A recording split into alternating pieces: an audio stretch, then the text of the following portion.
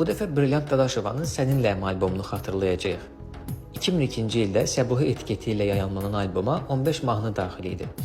Səninləyəm albomu Rafiq Babayevin xatirəsinə həsr olunmuşdu.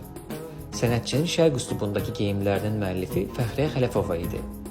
Alboma sənətçinin Səninləyəm, Maç-Maç, Yalan Dünya kimi estrada ifaları ilə yanaşı, Üzeyir Hacıbəylinin Arşın Mağalan operettasından Gülçöhrənin Aryası və Asyanın Aryası da daxil edilmişdi.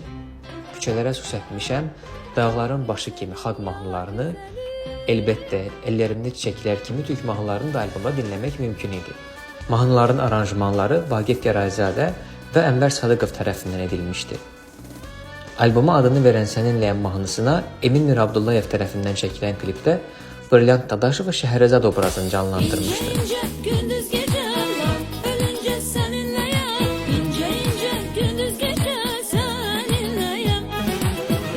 Sənin bu albomda ən çox dinlədiyin mahnı hansıdır?